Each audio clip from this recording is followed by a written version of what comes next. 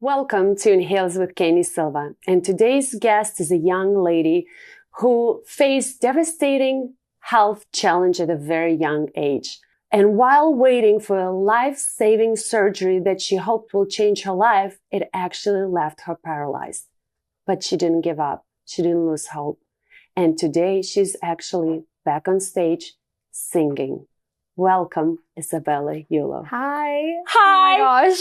I am so honored for you to be here. I'm so excited. This is so special. Thank you for having me. Well, you're so welcome. And I want to start from the beginning. Yeah. How old were you when you started singing? Music has been a part of my life forever. I mean, ever since I was born, I always say like I came out of the womb singing. My mother was a musician, and so she would always put headsets on her stomach, and she was a recording artist. So songs that she recorded, she would literally put the headsets on her stomach, and as a baby we'd like dance around. And ever since I was young, I just wanted to be on stage. I love music, just my passion for writing, creating, and entertaining ever since I was little. How old were you when you wrote your first song? So I started writing songs when I was 15, and it was a very like surreal, like I always say, like God literally like slapped me on the head on this day and was like, okay, time to start, because I played volleyball my whole life very seriously throughout school, travel, beach volleyball. And that's what I wanted to do. I wanted to play in college. I always loved music, and I always knew like I want to come back to it at some point. This is my number one passion.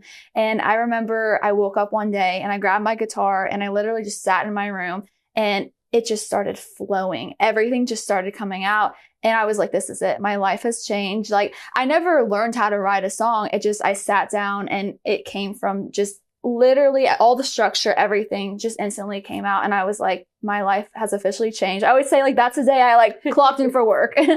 But what were you writing your songs about? So I'm very inspired by just real life storytelling, especially like in country music. At this point, I was very much into, the legends like Johnny Cash, Waylon Jennings, Merle Haggard, just like classic country. And so I wanted to just keep that alive, but I also wanted to introduce like my own style and sound. So I always say I write country rock, like deep storytelling, but with like a bigger rock production. For me, it's honestly just digging as deep as possible. And I take a lot of pride in my songwriting. I write all of my songs by myself, and I don't like, just to sit there and rhyme words together, but truly just convey emotion and be able to let people see the story. Like when you listen to my song, I want people to, as if like a movie's playing in their head.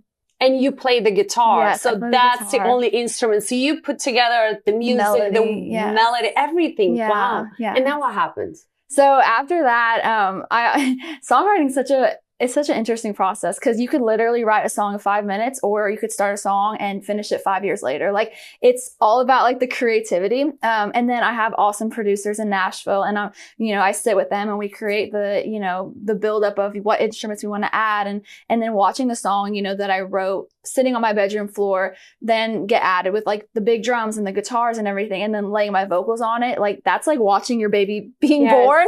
And I'm like, the most proud moment ever is watching my song come to life then. And then being able to show it and share it with people. Like for so long, I hold on to these songs, and it's just, they're mine. I'm the only one who has these. And then releasing them into the world is the most surreal feeling. And I'm always so proud. So when did you start feeling you were not feeling good, or that you were feeling like something is wrong with me? I have my passion, I have my dream life, but something is off. Yeah, it was actually overnight. So I was 19, it was 2023, and I was on the road touring such a heavy tour schedule. I had probably 3 days off a month, going a million miles an hour. And I woke up one morning and I literally felt like my brain was going to explode. Like it felt like it was swollen. It felt like someone was pouring burning acid on it. And I got out of bed and I went to my mother and I was like, something is wrong. And we were on the road at the time. And you didn't feel it before, no, like headaches or nothing? Nothing at all. So it was just like, you wake up and it's like, wow, something is wrong. And it was I can't put into words the pain. It was not a migraine. It wasn't a headache. It literally felt like I was going to have a stroke. It was the most debilitating, excruciating pain. And we were on the road. I mean, we weren't even at home. We weren't even in Nashville. And so we were in North Carolina at the time for shows, and we went to the ER, and everything looks fine. And so from that moment, they didn't do CT scan or MRI. They did different kind of scans. They did different workups, but nothing in depth. And so we went from, it was April of 2023, months and months and months of every doctor and specialist just shooing me away. They were like, oh, you look fine. You're 19. You need to continue on. You have migraines. I literally had a shoebox of migraine meds. And they were like, continue on with your career. You need to learn to live with it. No, not at all. And so I was like, fine, if I have migraines, I need to learn to live with it. And so we continued on touring, not knowing how severe my issue was, the pain that I was feeling. Would it go away, or was it always there? It was always Once there. It started, it was always there. It was just this constant.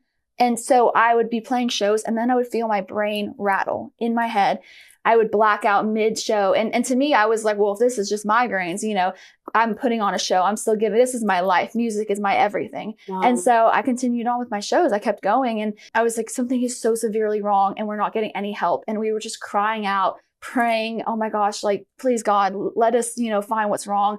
And we went to a neurologist in Nashville. It took us from April until July for them to finally take me. And she kind of laughed at us, and she said, I'm going to tell you what everyone else is telling you. You need to continue on, stop coming to doctors. You have migraines. You need to learn to live with it. And my mother was like, you are doing a full brain, spine, neck, everything MRI. And the neurologist kind of looked at us and said, well, I don't think you need it, but by law, I'll do it, but we're not going to find anything. And we did that MRI, and we didn't even make it home. And she called and she said, race Isabella to the ER. I was bleeding from both sides of my brain. And we went to Vanderbilt, which is our hospital in Nashville. And oh my gosh, the most amazing team of neuroradiologists, Dr. Landman, came in, and he was like, all hands on deck. We need to figure out what's wrong. And so they did what is called a myelogram. And basically it is going into the spinal cord and pulling fluid out. And he looked at me and he said, how are you standing right now? He said, you are at a level 1. He said, the normal human being to function is a 21. So what happened, basically what they found is that I had a large spinal fluid leak, a CSF leak. So there was a tear in my spinal cord. So what was happening was the fluid that's supposed to circulate through our spinal cord to our brain completely was leaking out. And so I had no fluid cushioning my brain. It's what keeps our brain afloat. And so my brain sagged down and dropped, and it crushed all of my nerves, from my eyes, my face, my neck, everything. So my brain was sitting out of fluid. He said, there's no physical way you should be standing right now, let alone I was playing 3-hour shows, touring so heavily. I was like, my music's so important to me. And everyone was saying I had to learn to live with this. And he said, your body got used to the pain. And so they sent me on to Duke University, amazing team there. I had a few procedures. Unfortunately, where my issue was in my spinal cord was in between all of my mobility nerves. And so basically they said, they held their fingers up like this. They said, pretend these are spaghetti noodles. They said, we need to go right in between. They said, one little nick, you'd be paralyzed. And so I had to stay awake for every single surgery, every single testing. There was no way to test for this other than going in the spinal cord. Surgeries? Oh my gosh, it could be a few hours. It was literally, I lived in the hospital. I would have to get 4-hour MRIs almost, week after week. It was the most insane experience, but every single procedure kept failing just because this is such a new and kind of rare illness. And so there's just few specialized doctors in the world. And so they then sent me on to the Mayo Clinic, amazing hospital. Oh my gosh, same thing, tons of tests and procedures and everything trying to fix this. And unfortunately, it failed again. We were kind of at the point in our life, we were like, we don't know what to do now. And we reached out to one of the leading doctors who does all the research for my issue. And he was in Switzerland. And we reached out, and he was literally our godsend. And he said, I want to help you. He said, I have my dear friend in Los Angeles who is the world's top neurosurgeon. And he invented a special surgery for your issue. And he said it would give you your life back. Of course, with a lot of risks, being where my issue was in my spinal cord. Did you feel like when he said there's something that can change your life forever, did you feel that hope and relief that we felt relief. Oh my God, finally there's something can be done that will stop the pain, that I can go back to normal. We felt relief, but then also we were I think we just felt like we were drowning because we had been to so many different hospitals, amazing doctors. And it's just one of those things where until you get this big surgery, you don't know. Because the procedure even is doing along every the way. procedure and it doesn't work, and then failure after failure after failure, you kind of like lose hope. Is it ever going to be fixed? Exactly. Is this the rest of my life? Am I going to die like this? Because I'm pretty sure the next stage would be without this surgery. Is everything. It was kind of like this was our last hope. And so I think we saw this like glimmer of hope, but also had this like, you know, kind of just pit in our stomach thinking, if this doesn't work, this is it. This is it. We don't know what to do next. So we were we just put our faith in God. During and we were this like, whole journey, did you ever felt like giving up? Never. Honestly, I've always had really strong faith and really just, you know, such a love for life. This made my strength and my faith stronger than I could put into words, because so basically with what I had, they couldn't give me any pain meds. They said we could give you the highest narcotics in the world, nothing would touch the pain. And so like in those moments, I couldn't rely on anything but my faith. And so I entered like this new level of mentality in life of like being healthy and not having pain and being able to just wake up and get out of your bed and not be in a hospital or, you know, not be, you know, attached to a million different needles.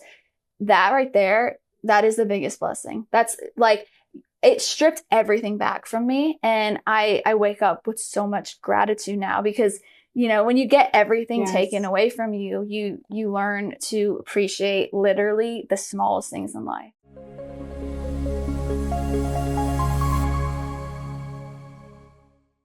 Were you asking God why it happened to me? No, I never did. I think in life, I was raised just with really deep understanding and faith of like, you can't control the things that happen to you in life, but you can control how you handle them.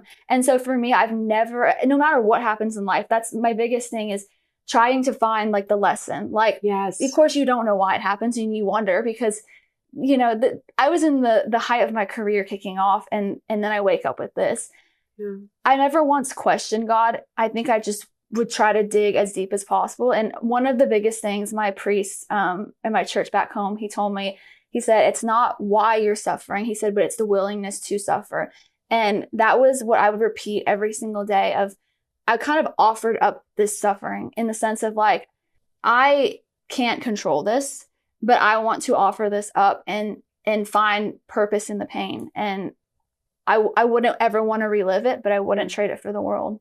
Which I always say that I believe that the universe always gives us stuff not to break us, but to learn the strength we have inside of us to overcome this. And you definitely did. So going back to that surgery, that all you had was hope. It's either going to work or then, you know, this is it.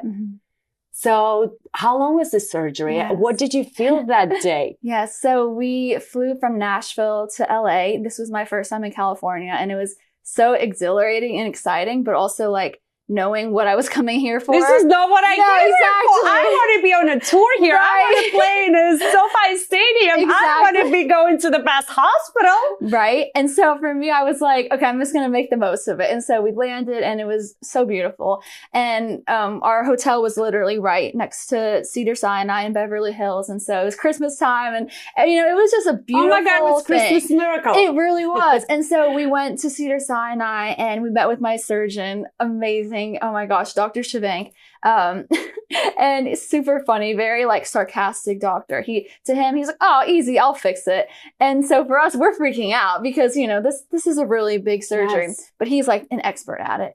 And so we met with him and just found so much relief, but still just in the back of our head, you know, praying that this going to work.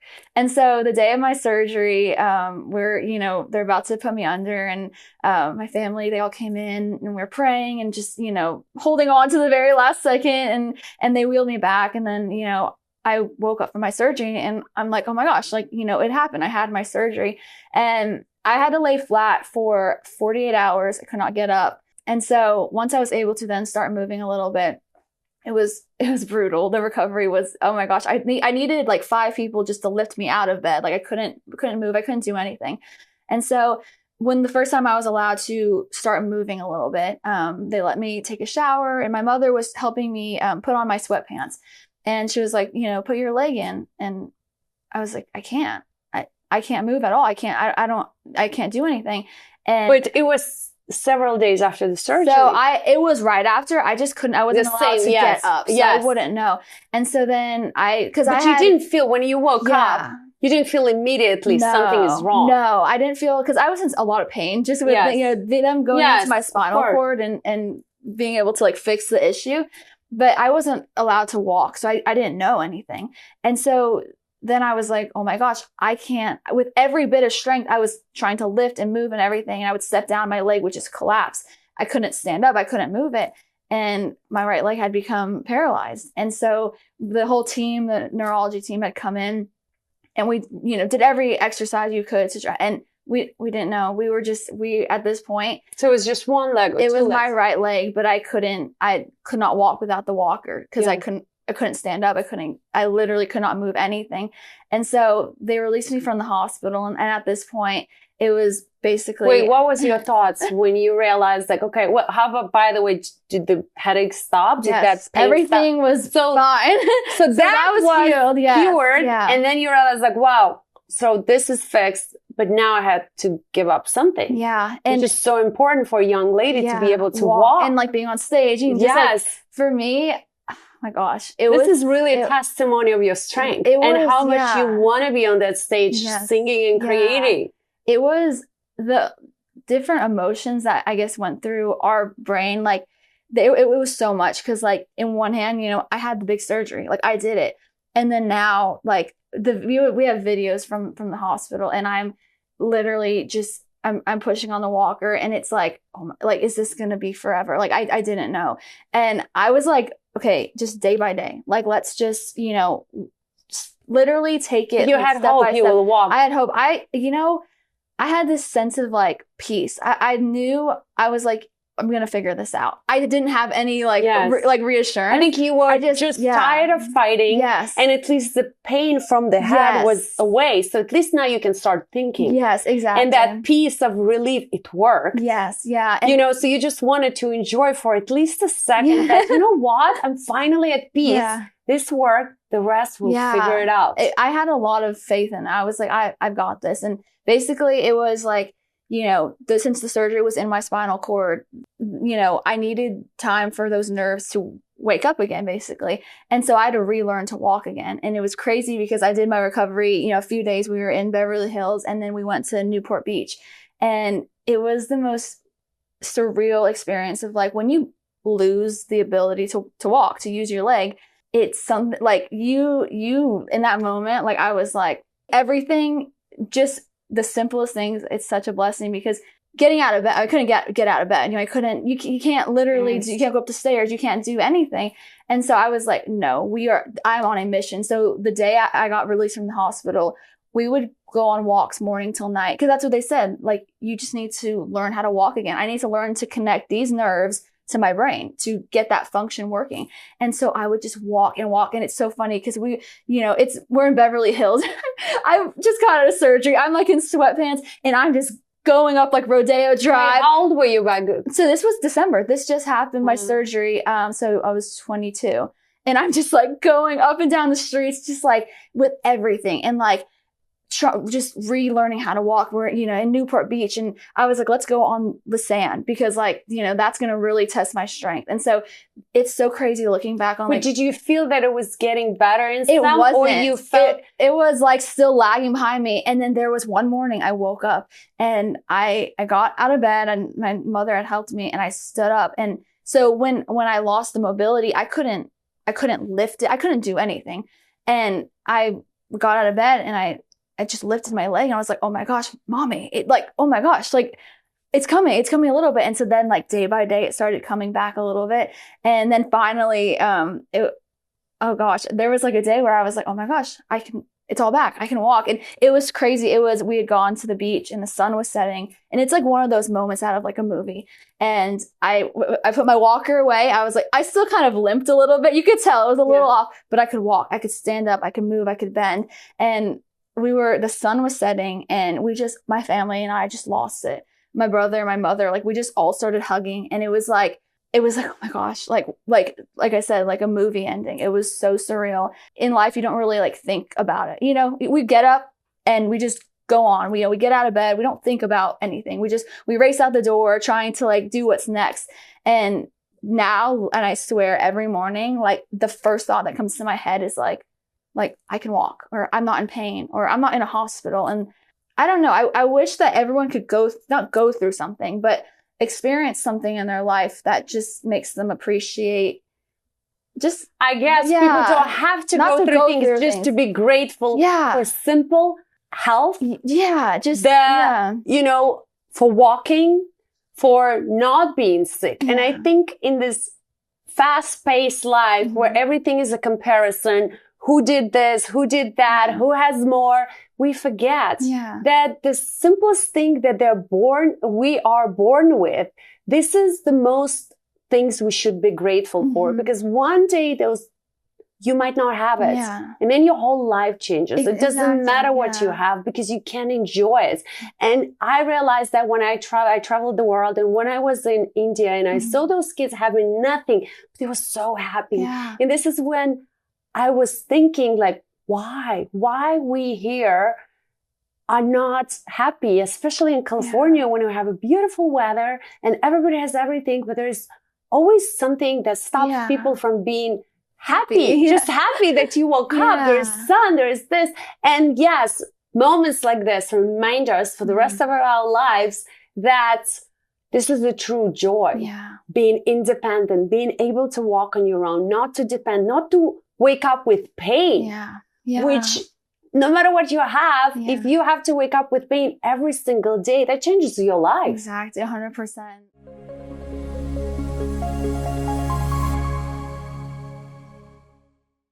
My family and I, we have a whole new outlook. I mean, we've all, like I said, always appreciated life, but I'm so giddy. Like now, like I literally sometimes will just like start skipping around, because I'm just like, it's exactly 6 months since my surgery. And it hits you. And you're like, oh my gosh, because it was 3 years of every single day.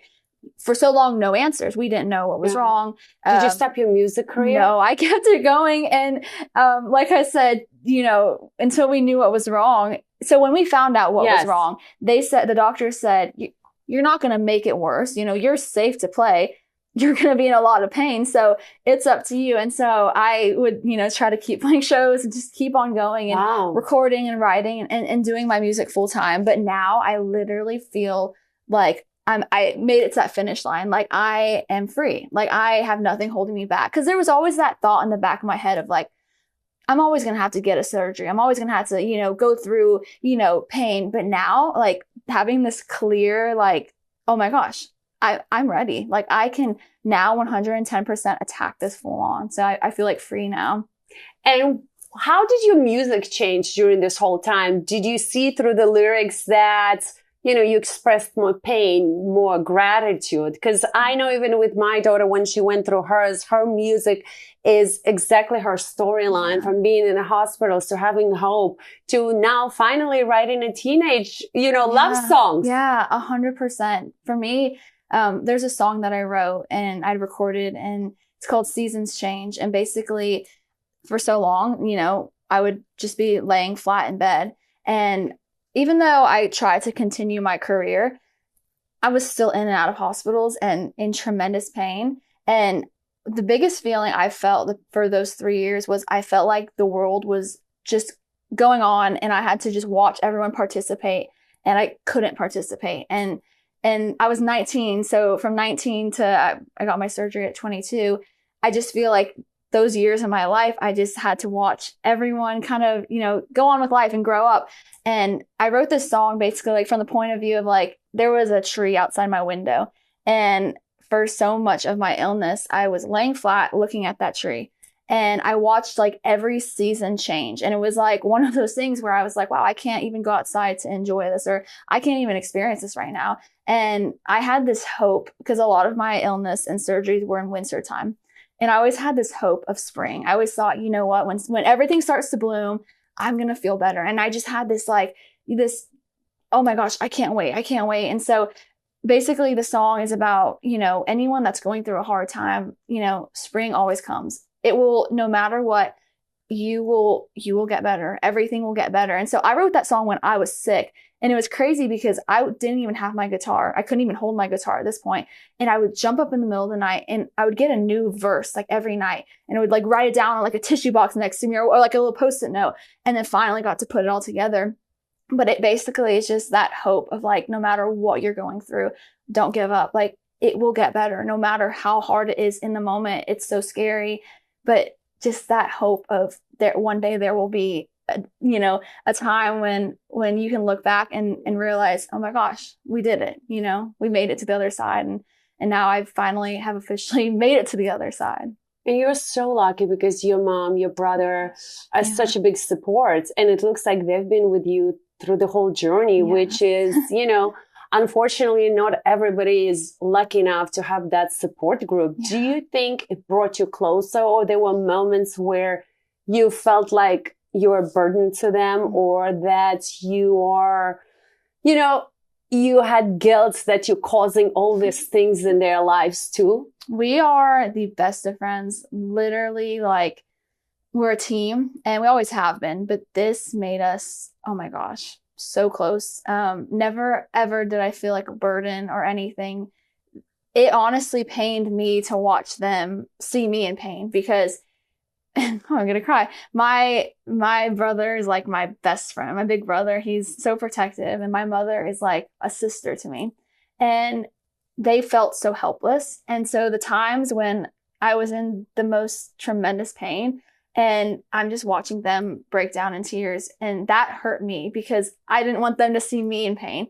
And there were so many moments where we would literally just like kind of fall on top of each other, like hugging and just crying and praying. And like when you have those moments, your bond becomes you can't explain how close and how beautiful it is. And the hardest moments ever, I always tried to be so strong for my mother. I was like, I don't want her to worry. And the whole illness, everything, I was like, I'm not going to cry. I'm going to stay so positive on this. And my first ever procedure I had to get, they're about to wheel me in, and my brother was still in the waiting room because it was at this time they only let one person go up. And I was like, I'm not going in there until my brother can come up. And they started wheeling me down to the procedure room, and then they let my brother come. And then he like came and grabbed my hand, and my mother grabbed my hand, and I lost it. And I was like, that was the first time I ever cried during this whole thing, was when I had to get separated and brought into my first procedure ever. Oh, I can't explain how grateful I am for them. And we have gone through the hardest times together, but now we're also celebrating the most beautiful moments. Which is beautiful. Yeah. And as a mom, I can tell you, for a mother to see her child suffer and not being able to help, I think that's the hardest, as a parent, that there's nothing you can do because we want to protect you guys. Yeah. We want to solve all the problems. And when you have no answers, I remember Alexis asked me, am I going to be okay? And I didn't know the answer. Yeah. And I really didn't know. That was the first time I'm like, is she going to be okay? Am I lying to her, to myself? Yeah. But you don't think about those things, in the moment. But I know your mom went through the same traumatic experience as you are, and maybe even, more, because it wasn't just the fear of losing you. It was the fear of not being able to protect you. Yeah. And there's nothing she can do. And I'm pretty sure there's so many nights where she's like, I wish I had that instead of her.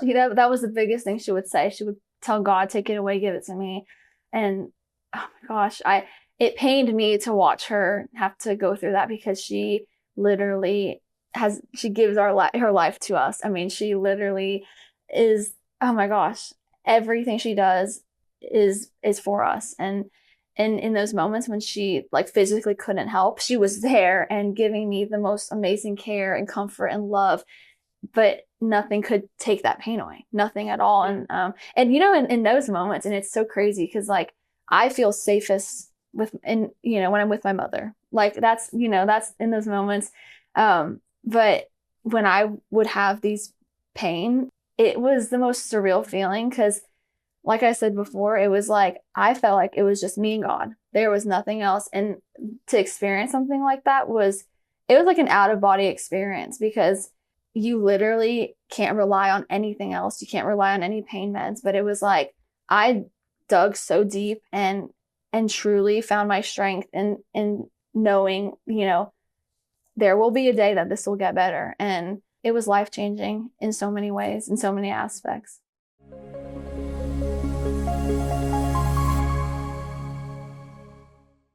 And your mom shared a story with me how, because you were not really able to go under the full anesthesia, you used to listen to a certain music during your procedures. Yes. So this is a crazy story. I know that God put this in my life at this exact time. So when I got everything happened when I got sick in April of 2023. Like I said, I was on the road, and I came home, and I remember just collapsing on the bed, and I was like, I know something's up. And I turned on the TV, and I never got to watch TV. And I was like, I don't know what to put on. And I had seen, they just added this day, right when I laid down, an Ed Sheeran documentary. And I always loved Ed Sheeran and his music, but I didn't really know much about him.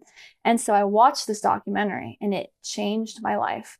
It basically broke down his whole life story, but in particular, his year following this release. He had gone through the most insane, horrible year of his life. And he wrote an album from all of that pain, and he released it, and it's called Subtract. And he released that album the same week that I got sick. And I was like, I look back now and I'm like, this was placed in my life. It was so crazy.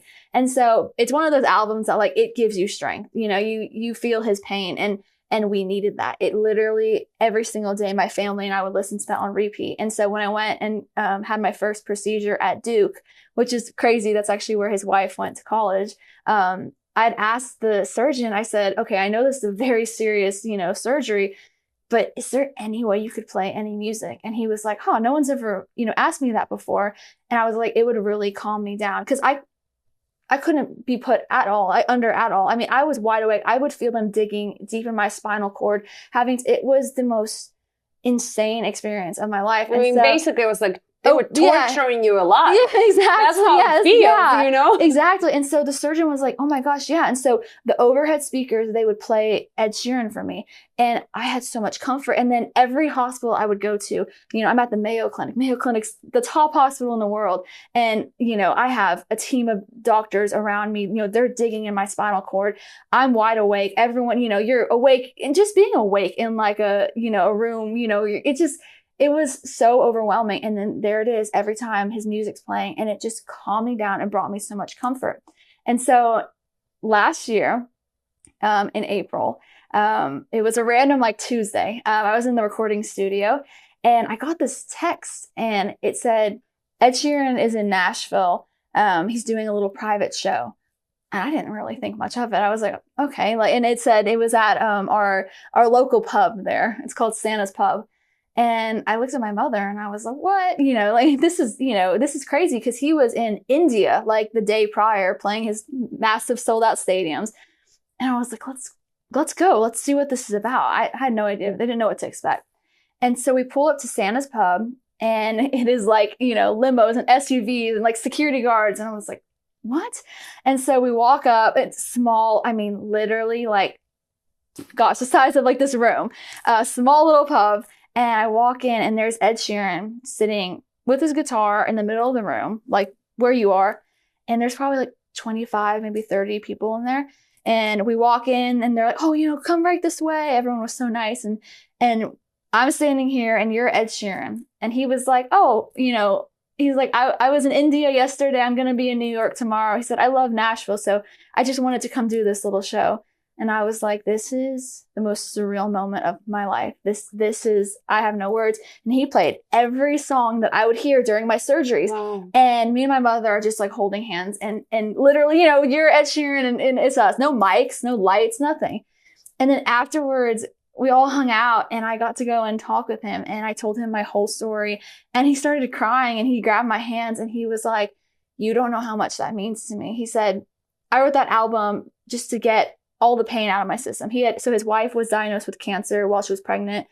He had lost his best friend who was like the reason he made it. So much was happening. He had just one of those terrible years. And he said, I just needed to get it off my chest. He said, I didn't even know, what people were going to think about it, or I didn't care how it charted on the, radio, whatever. He said, you don't know how much that means to me. And so it was the most full circle moment, because the day that I got to meet him was the day a few years prior that I woke up with my illness. And so I was like, this is insane.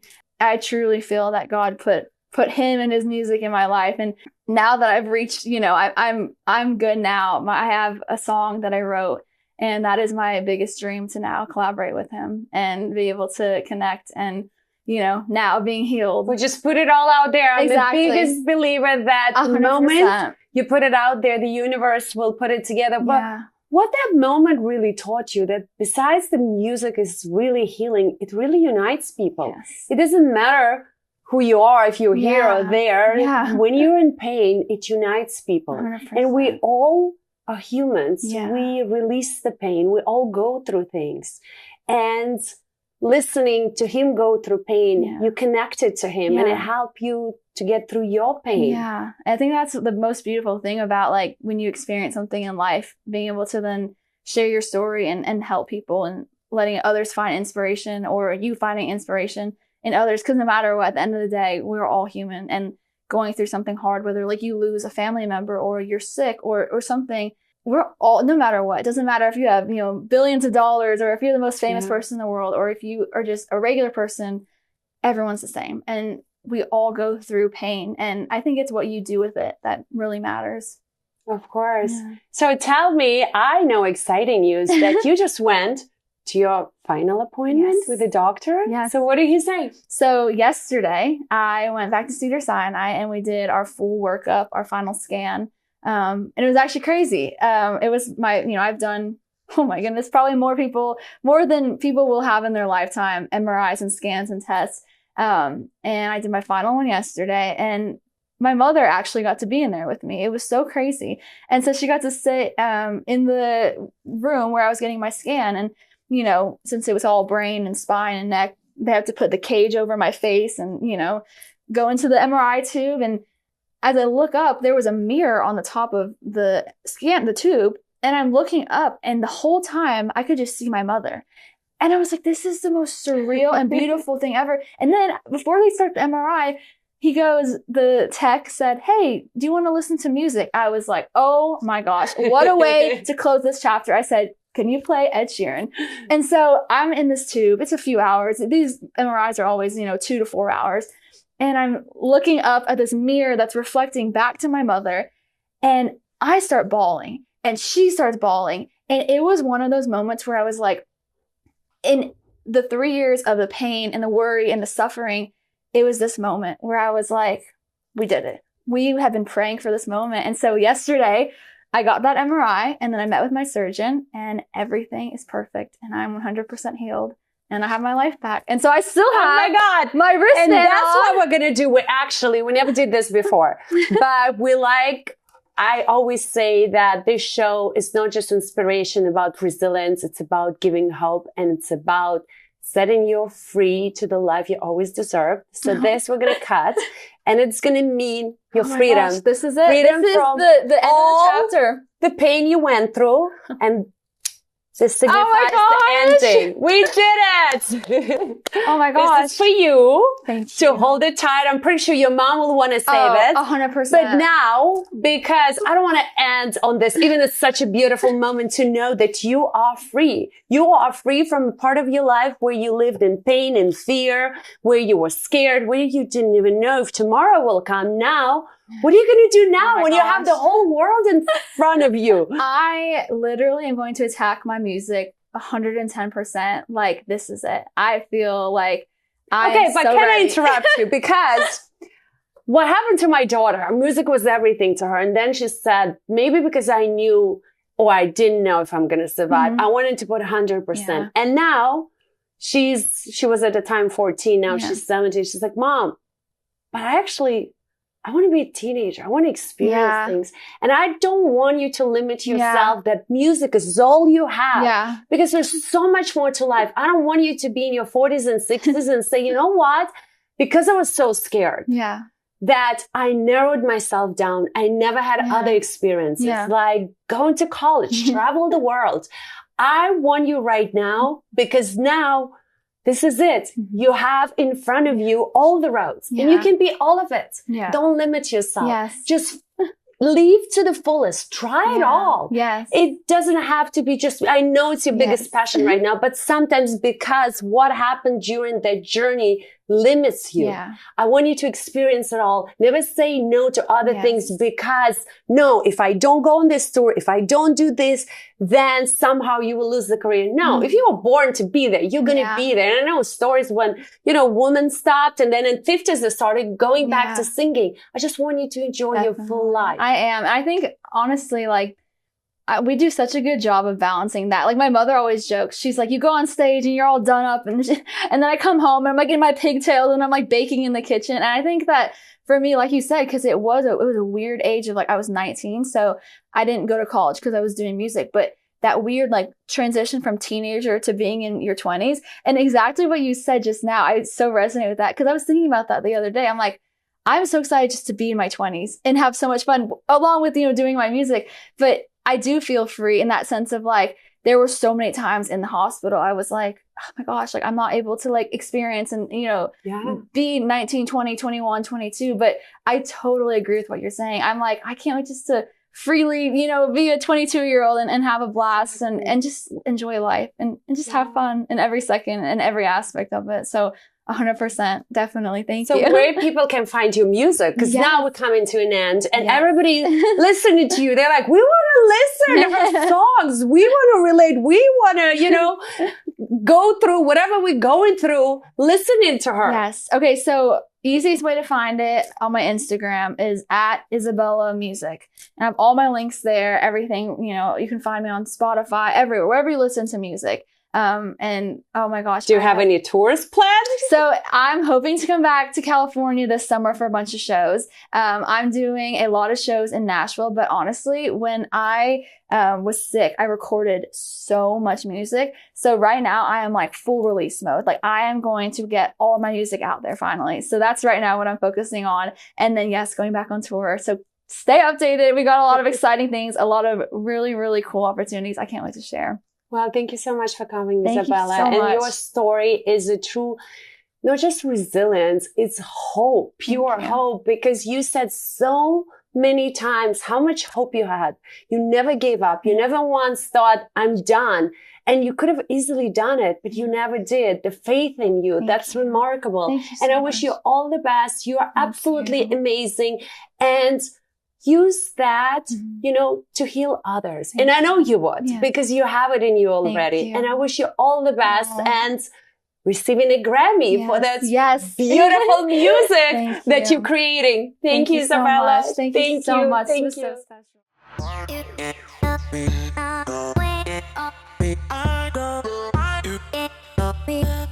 special.